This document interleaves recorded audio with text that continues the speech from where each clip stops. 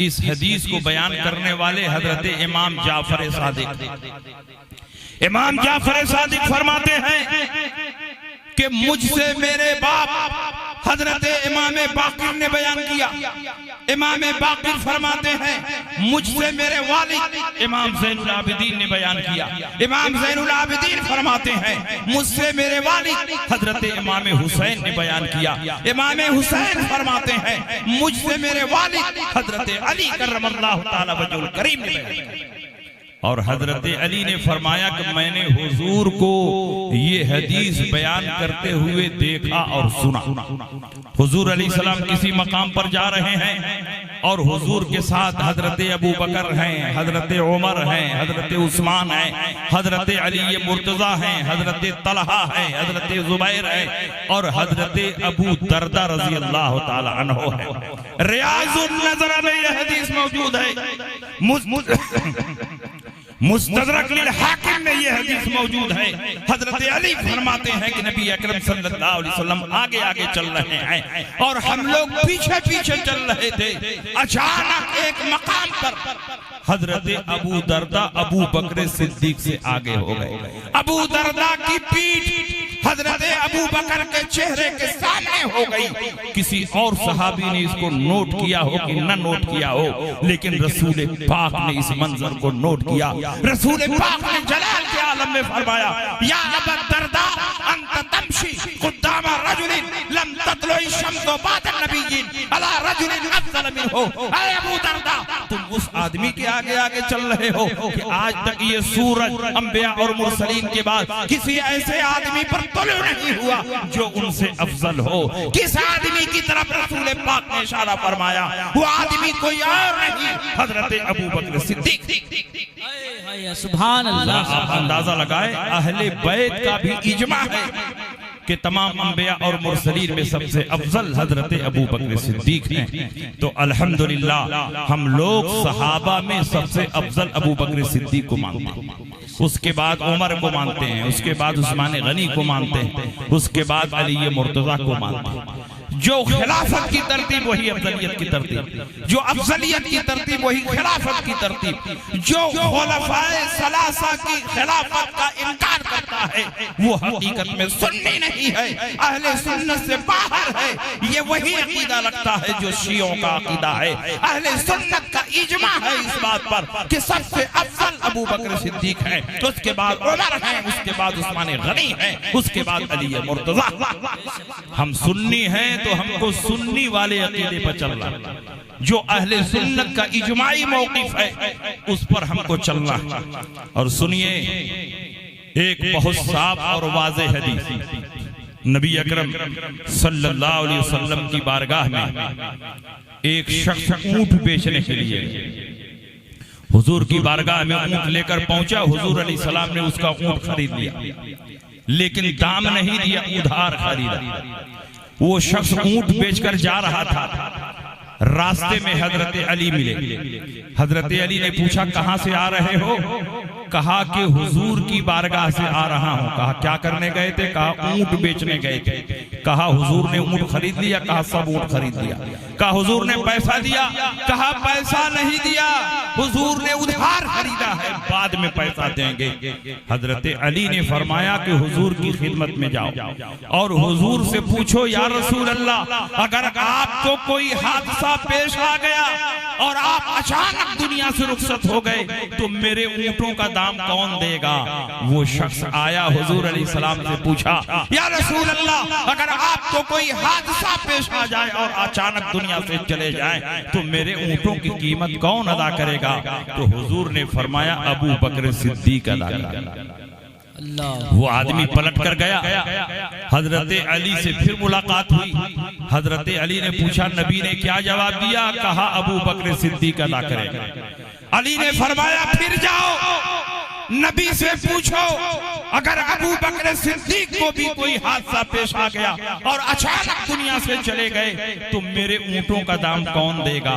वो शख्स आया हुजूर अलैहिस्सलाम से पूछा कि अगर अबू बकर को भी कोई हादसा पेश आ जाए और दुनिया से अचानक चले जाए तो मेरे ऊंटों का दाम कौन देगा। तो हुजूर ने फरमाया उमर इब्ने खत्ताब देंगे। वो आदमी फिर गया और हजरत अली वहीं पर इंतजार कर रहे थे। अली ने कहा नबी ने क्या जवाब दिया। कहा उमर इब्ने खत्ताब मेरी कीमत अदा करेंगे।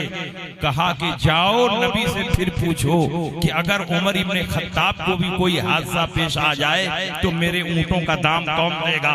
वो शख्स आया और हुजूर अलैहिस्सलाम से पूछा या रसूल अल्लाह अगर उमर इब्ने खत्ताब को भी कोई हादसा पेश आ जाए और अचानक दुनिया से रुखसत हो जाए तो मेरे ऊंटों का दाम कौन देगा। हुजूर अलैहिस्सलाम ने जलाल के आलम में फरमाया इज़ा माता उमर फ़इन इस्तताअता अन तमूत फमूत। अगर उमर ही मर जाए तो तू जिंदा रह के क्या करेगा, तू भी मर जा। मतलब ये हुआ कि मेरे बाद जैसे मैं उम्मत का वाली हूँ और मैं बैतुल माल का मालिक हूँ और जिस तरीके से मैं वाली मुल्क और वाली उम्मत की हैसियत से कर्ज अदा कर रहा हूँ मेरे बाद अबू बकर सिद्दीक अदा करेंगे, उनके बाद उमर इब्ने खत्ताब अदा करेंगे। और आपके सामने तो मौजूदा दौर की हुकूमतों की मिसाल भी है।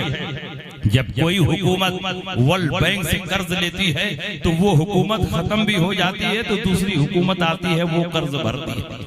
वजीर आजम चला भी जाए दूसरा वजीर आजम आएगा वो कर्जा अदा करेगा, तीसरा वजीर आजम आए वो कर्जा अदा करेगा।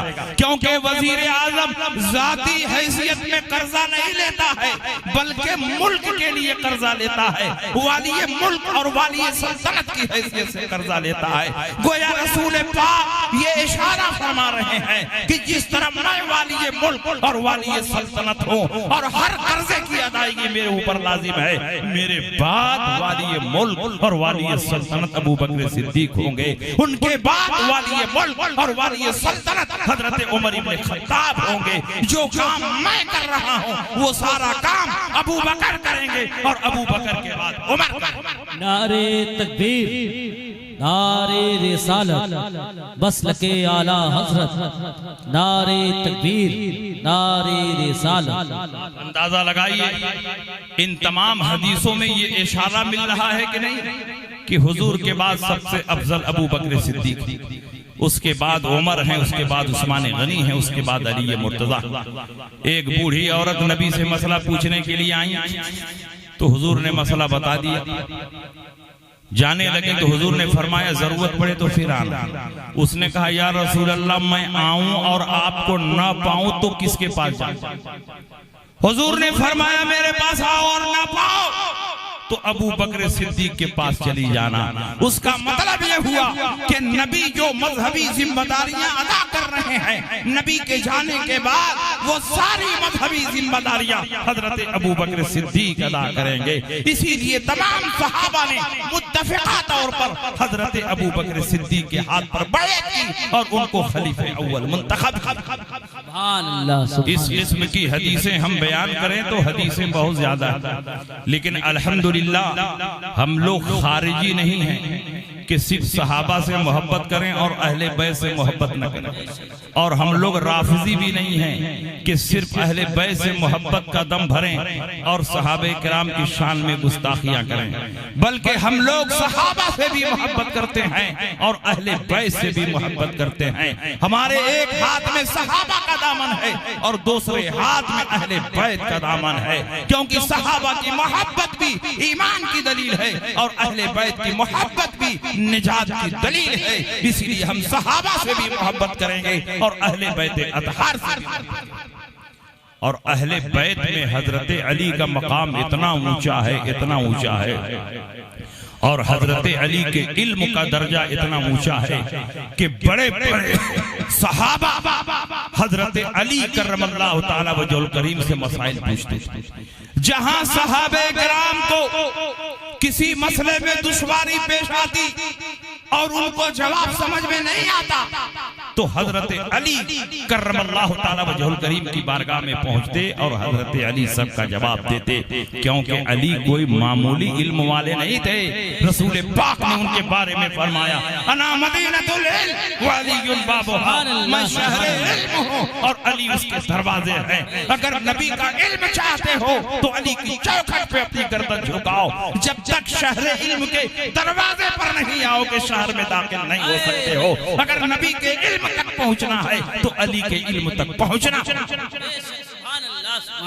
और आज प्रचार किया जाता है कि हजरत अमीर माविया के जमाने में हजरत अमीर माविया के हाकिमों ने, गवर्नरों ने हजरत अली की शान में गुस्ताखियां की और जुमा के खुतबे में उन पर तबर्रा बका, मिंबर से उनको गालियां दी गई। ये सब शियों की रिवायात है और ये सब झूठ पर मबनी है।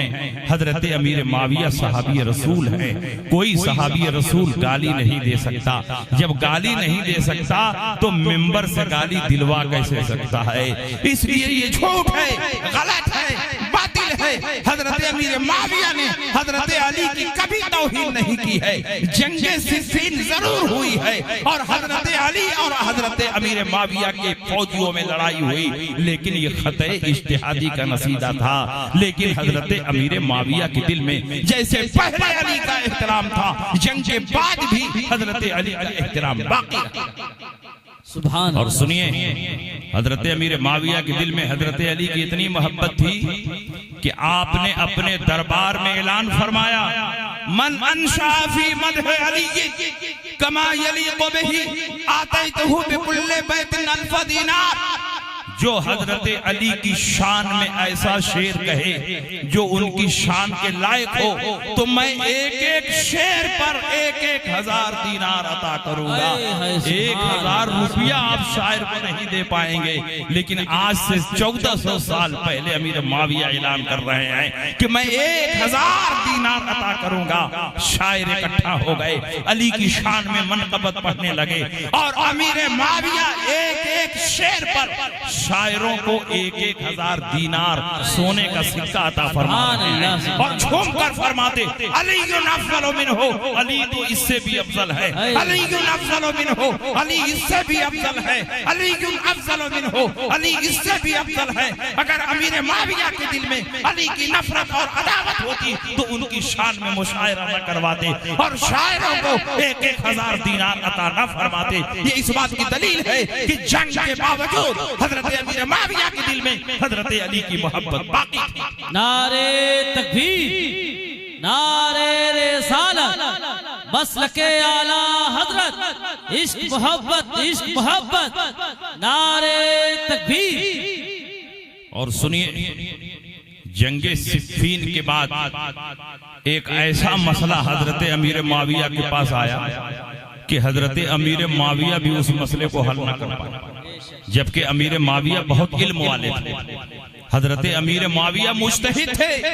अब्दुल्ला इब्ने अब्बास से किसी ने मसला पूछा, अब्दुल्ला इब्ने अब्बास ने मसला बताया तो उस शख्स ने कहा, आप ये बता रहे हैं, अमीर माविया वो बता रहे हैं। तो अब्दुल्ला इब्ने अब्बास ने फरमाया, लक़द असाब फ़इन्नहु फ़क़ीह। अमीर माविया ने सही मसला बयान किया है, इसलिए कि वो मुज्तहिद और फ़क़ीह हैं और फ़क़ीह और मुज्तहिद अपने इज्तिहाद की रोशनी में जो मसला निकाले उसको बताने का भी हक है, उस पर अमल करने का भी हक। मगर एक मसला ऐसा पेश आया कि हजरत अली भी उसको हल न कर पाए। वो मसला सुनिए, वो मसला क्या है। चंद सहाबा हजरत अमीर माविया के पास आए, कहा, हुजूर बिल्कुल नया मसला पेश आया, कुरान और हदीस में कहीं इसका जिक्र नजर नहीं आ रहा है। हम इस मसले को हल करते करते परेशान हो गए। अब आप इस मसले का जवाब दीजिए कि इसका हुक्म क्या है। हजरत अमीर माविया ने फरमाया कि आखिर ऐसा कौन मसला है कि कुरान और हदीस में भी साफ साफ उसका हुक्म नजर नहीं आता। हजरत अमीर माविया के सामने पेश किया गया कि मसला ये है कि एक आदमी दुनिया से रुखसत हुआ, इंतकाल किया और एक लड़का छोड़ा, एक लड़की छोड़ा और एक ऐसा बच्चा छोड़ा कि जिसमें लड़का और लड़की दोनों की अलामत मौजूद है, जिसको अरबी में खुनसा कहते हैं, मेल फीमेल दोनों की अलामत मौजूद है। अगर पूरे तौर पर लड़का हो तो उसका हिस्सा कुरान में मुतय्यन है, पूरे तौर पर लड़की हो तो उसका हिस्सा कुरान में बयान किया गया है। लेकिन एक बच्चा ऐसा है कि उसमें लड़का और लड़की दोनों की अलामत मौजूद है, तो उसको लड़के का हिस्सा दिया जाए कि लड़की का हिस्सा? कुरान में है लिज़्ज़करि मिस्लु हज़्ज़िल उन्सयैन, एक मुज़क्कर को, एक मेल को 2 फीमेल के बराबर दिया और ये तो मेल भी है फीमेल भी, दोनों अलामतें इसमें मौजूद है। तो हजरत अमीर मुआविया ने क्या, वाकई ये मसला बड़ा टेढ़ा, कुरान और हदीस में इसका जिक्र कहीं नहीं। हजरत अबू बकर सिद्दीक के जमाने में भी ये मसला नहीं पेश आया, वरना अबू बकर ने इसका जवाब दे दिया होता। उमर इब्ने खत्ताब के जमाने में ये मसला पेश नहीं आया, वरना हजरत उमर ने इसको हल कर दिया होता। ये मसला बहुत टेढ़ा है, मुझको भी इसका जवाब नहीं मालूम। लेकिन हजरत अमीर मुआविया ने फरमाया कि अगरचे मुझको नहीं मालूम, लेकिन अभी वो जात हमारे दरमियान मौजूद है जिनको बाबुल इल्म कहते हैं, मौलाए कायनात कहते हैं, दामादे पैगंबर कहते हैं, शेरे खुदा कहते हैं। हम उनकी बारगाह में सवाल करेंगे, क्योंकि नबी ने उनके सीने पर हाथ रखकर फरमाया था, अल्लाहुम्मा इहदि क़ल्बा, अल्लाह अली के सीने को रोशन फरमा। तो अल्लाह ने अली के सीने को इतना रोशन फरमा दिया कि अली का सीना इल्मे नबी का मदीना। हाय हाय सुभान अल्लाह। जिस मसले को कोई नहीं हल कर पाएगा उसको हजरत अली हल करेंगे। हम हजरत अली की बारगाह में अपना सवाल भेजेंगे। तो हजरत अमीर मुआविया ने चमड़े के एक छोटे से टुकड़े पर अपना सवाल लिखकर भेजा और वो टुकड़ा इतना छोटा था कि मुअर्रिखीन ने लिखा है कअन्नहु उज़ुनुल फारा, गोया वो चूहे का कान। इतने छोटे टुकड़े पर सवाल लिखकर भेजा, क्योंकि जंग सिफ़ीन का ये वाकया है, जंग सिफ़ीन के बाद का ये वाकया है। हाल चाल पूछना नहीं था, ताजा ताजा जंग खत्म हुई थी, सिर्फ सवाल ही पूछना था। इसलिए चमड़े के एक छोटे से टुकड़े पर अपना सवाल लिखकर भेजा और वो चमड़े का टुकड़ा इतना छोटा था जैसे चूहे का कान। जब ये सवाल हजरत अली के पास पहुंचा तो अली के दिल में अगर नफरत और अदावत रही होती तो अली फरमाते कि अमीर मुआविया परेशान है तो परेशान रहने दो, मैं जवाब नहीं दूंगा। और अली को मालूम था कि मैं जवाब नहीं दूंगा तो कोई इसको हल नहीं कर पाएगा। लेकिन हजरत अली को मालूम था कि मैं रसूलुल्लाह के इल्म का वारिस हूँ, मेरे पास जो भी दीनी सवालात आए उनको हल करना मेरी जिम्मेदारी है। इसलिए हजरत अली ने फरमाया कि मैं इसका जवाब भेजूंगा, मैं इसका जवाब लिखूंगा। तो हजरत अली ने चमड़े के एक छोटे से टुकड़े पर उसका जवाब लिखा। इतने छोटे टुकड़े पर जवाब लिखा कि मुअर्रिखीन ने लिखा है कि अमीर मुआविया के टुकड़े से भी छोटे टुकड़े पर हजरत अली ने जवाब लिखा। सुभान अल्लाह। क्या जवाब लिखा? एक जुमला लिखा, इरसुहु मिन मबाली है, उसका तरका उसके पेशाब के रास्ते से मुतय्यन। जब ये जवाब पहुंचा हजरत अमीर मुआविया के पास, बड़े बड़े सहाबा थे, वो समझ न पाए। लेकिन अमीर मुआविया ने फरमाया कि हजरत अली के जवाब का खुलासा ये है कि उसके पेशाब के रास्ते से तरका मुतय्यन होगा। मतलब ये कि अगर लड़के के वुजू से पेशाब करता है तो लड़के का हिस्सा दिया जाएगा, और लड़की के वुजू से पेशाब करता है तो लड़की का हिस्सा दिया जाएगा। किसी और अलामत को नहीं देखा जाएगा, किसी और निशानी को नहीं देखा जाएगा। इरसुहु मिन मबाली है, उसका तरका और उसकी वरासत उसके पेशाब के रास्ते पर डिपेंड। ये मसला अगर अली ने हल न किया होता तो आज कोई हल नहीं कर पाता। हजरत अली का एहसान अजीम है कि उन्होंने इस अजीम और पेचीदा मसले को ऐसा हल फरमा दिया कि सुबह क़यामत तक के लिए आसानी हो। और हजरत अली के इल्म का आलम यह था कि पूछने वाला जैसे ही सवाल पूछता था हजरत अली फौरन उसका जवाब अता फरमाता था। इसीलिए अब्दुल्ला इब्ने अब्बास फरमाते हैं जब जब मैंने अली से कोई मसला पूछा फौरन जवाब दिया और बिल्कुल सही जवाब दिया। हजरत आयशा सिद्दीका फरमाती हैं कि मदीना मुनव्वरा में नबी की सुन्नतों को अली से ज्यादा पहचानने वाला मैंने किसी को नहीं देखा। सईद इब्ने मुसय्यिब फरमाते हैं कि मिंबर पर बैठकर ये ऐलान करना कि जो चाहो पूछो, ये अली की शान है, अली के सिवा किसी की शान नहीं। बेशक सुभान अल्लाह। ऐसे ऐसे मसले अली के पास आए कि हजरत अली ने चुटकी बजाते वो मसला हल कर दिया। एक आदमी हजरत अली की खिदमत में हाजिर हुआ, उसने कहा हुजूर मैंने मन्नत मानी है कि अगर मेरा फला काम हो जाएगा तो मैं हाथी के वजन के बराबर गेहूं रब की बारगाह में सदका करूं, और मेरा फला काम हो गया है, मैं चाहता हूं कि हाथी के वजन के बराबर गेहूं रब की बारगाह में सदका कर। अली ने फरमाया तो मुश्किल क्या है, हाथी के वजन के बराबर गेहूं सदका कर दो। उसने कहा हुजूर यही तो मुश्किल है, हाथी का वजन कितना होता है ये मुझे मालूम नहीं, और बड़े बड़े लोगों से मैंने पूछा तो किसी ने बताया नहीं कि हाथी का कितना वजन होता है। आज से 1450 साल पहले की बात कर रहा हूँ। आज तो जगह जगह रोड पर धर्म कांटा लगा हुआ है जिस पर ट्रक को माल के साथ जोखा जा सकता है, वजन किया जा सकता है। ट्रक का कितना वजन है, माल का कितना वजन है, धर्म कांटा दोनों बता देगा। लेकिन आज से 1450 साल पहले ऐसा कोई पैमाना नहीं था, ऐसा कोई मेयार नहीं था, ऐसी कोई तराजू नहीं थी जिस पर हाथी को वजन किया।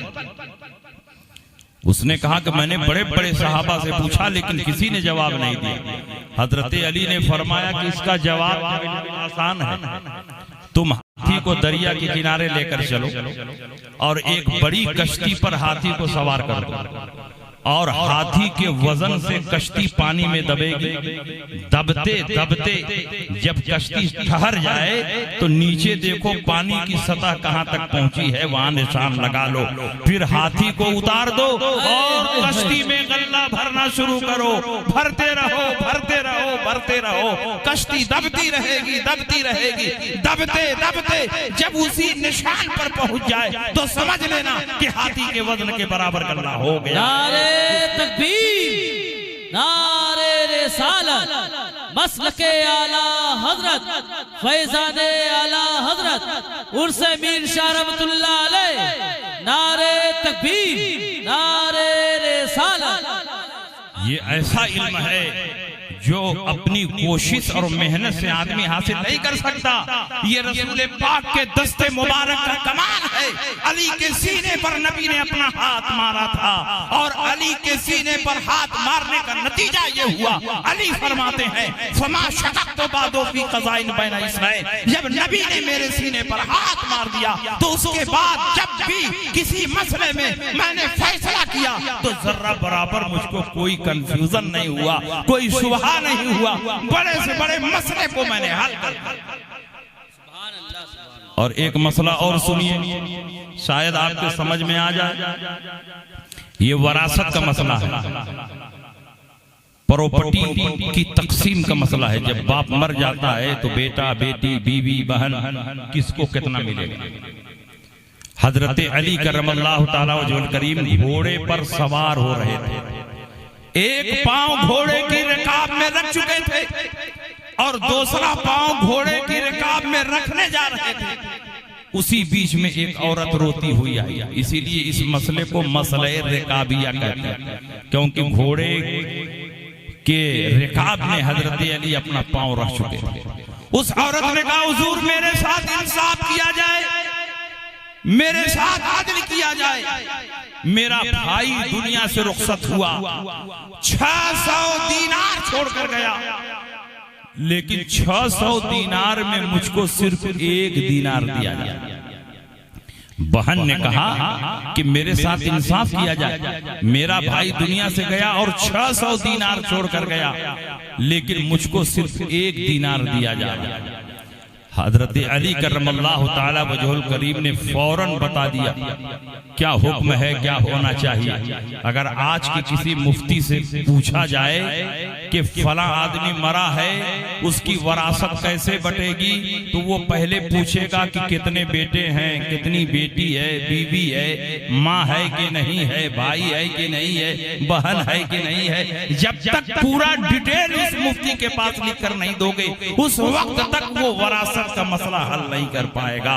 लेकिन इस कायनात में ऐसा भी मुफ्ती है कि उसके सामने बताया नहीं जा रहा है कि कितनी बीवियां हैं, कितनी बेटियां हैं, माँ है कि नहीं है, कितने भाई हैं। जैसे ही औरत ने कहा कि 600 दीनार में से मुझको सिर्फ 1 दीनार दिया जा रहा है, तो हजरत अली फरमाते हैं लगता है तेरा भाई जो दुनिया से गया, एक बीवी छोड़कर गया, माँ छोड़कर गया, 2 से ज्यादा बेटियों को छोड़कर गया, और 12 भाई छोड़कर गया, और 1 बहन तुझे छोड़कर गया। उस औरत ने कहा कि हुजूर आप मेरे भाई को जानते हैं, मेरे खानदान को जानते हैं? कहा कि मैं नहीं जानता, तुझे भी मैंने पहली बार देखा। कहा तब कैसे आपने बता दिया कि मेरा भाई जो दुनिया से गया, 1 बीवी छोड़कर गया, माँ छोड़कर गया, 2 से ज्यादा बेटियां छोड़कर गया, 12 भाई छोड़कर गया, 1 बहन छोड़कर गया, ये तफसील आपने कैसे बता दी? अगर आपको मेरे भाई को आप नहीं जानते, उसके वारिसीन को नहीं जानते। अली फरमाते हैं कि 1 दीनार तुझे उसी वक्त मिलेगा जबकि यही वारिसीन हो। अगर इन वारिसीन में कोई दूसरा आ जाए तो तुझे 1 दीनार नहीं मिलेगा, 1 दीनार उसी वक्त मिलेगा जबकि यही वारिसीन मौजूद हो। उसने कहा कि हुजूर हमने कुछ समझा नहीं, जरा फिर से समझा दीजिए। हजरत अली ने फरमाया समझो, तेरा भाई दुनिया से गया, 600 दीनार छोड़कर गया, 1 माँ छोड़ा, 1 बीवी छोड़ा, 2 से ज्यादा बेटियां छोड़ा, 12 भाई छोड़ा, 1 बहन छोड़ा। कुरान के लिहाज से जब 2 और 2 से ज्यादा बेटियां हों तो उनका हिस्सा 2/3 होता है, 16 होता है, और 600 का 2/3 400 होता है। तो 400 बेटियों ने ले लिया, और बेटियों की मौजूदगी में माँ का 6ठा हिस्सा होता है। तो 600 का 6ठा हिस्सा 100 दीनार हुआ, 100 दीनार माँ ने ले लिया, 500 हो गया। और बेटियों की मौजूदगी में बीवी का 8वां हिस्सा होता है, और 600 का 8वां हिस्सा 75 दीनार हुआ। तो 75 दीनार बीवी ने ले लिया, 575 पर तकसीम हो गया, सिर्फ 25 दीनार बचा है। तेरे 12 भाई हैं, हर भाई को बहन के मुकाबले में डबल मिलता है, तो 12 दूना 24 दीनार भाइयों ने ले लिया, सिर्फ 1 दीनार बचा, वही तेरा हिस्सा है। तेरे साथ जुल्म नहीं हुआ है, बल्कि तेरे साथ वही मामला किया गया है जो शरीयत में लिखा है, जो शरीयत का हुक्म। नारे तकबीर, आप जरा अंदाजा लगाएं। रिसालत मसलके आला हजरत इस्लाहे मुआशरा कॉन्फ्रेंस, नारे तकबीर, नारे रिसालत। इसलिए आप पूरी मजबूती के साथ मसलके आला हजरत पर कायम रहें। आज बदअकीदगी फैल रही है, नाम नेहाद मौलाइयत फैल रही है, राफजियत फैल रही है। हुब्बे अली और हुब्बे अहले बैत के चोर दरवाजे से राफजियत अहले सुन्नत में घुसना चाहती है। लेकिन याद रखो, जब तक दीन को नुमाइंदे और मसलके आला हजरत के मानने वाले मौजूद हैं, ये राफजियत सुन्नियों में घुस नहीं सकती। हम उसी अकीदे पर कायम रहेंगे और उसी अकीदे पर चलते रहेंगे जो अकीदा हमें सहाबे किराम ने दिया है, जो अकीदा हमें अहले बैत अतहार ने दिया है, जो अकीदा हमें औलियाए किराम ने दिया है। और वो अकीदा यही है कि इस पूरी कायनात में अंबिया और मुरसलीन के बाद सबसे अफजल अबू बकर सिद्दीक हैं, इसलिए अबू बकर पहला खलीफा। सुभान अल्लाह, सुभान अल्लाह। और ये उर्स का मौका भी है।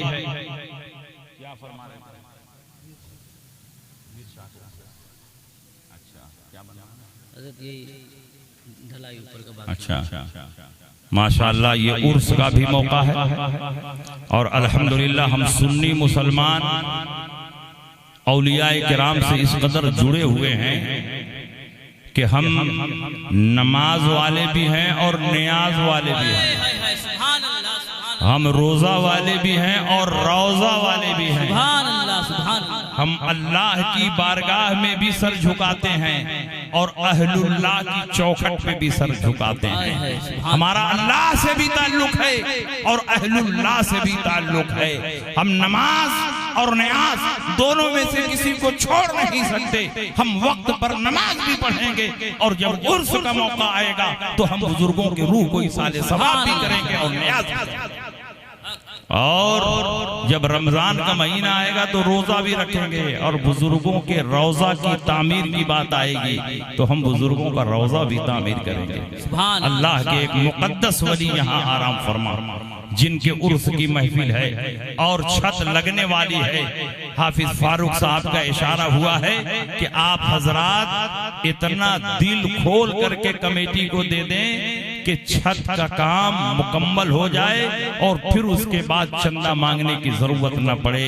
तो बताइए इसकी छत लगनी चाहिए कि नहीं लगनी चाहिए? लगनी चाहिए। तो जलसे के फौरन बाद इसकी छत लग जाए।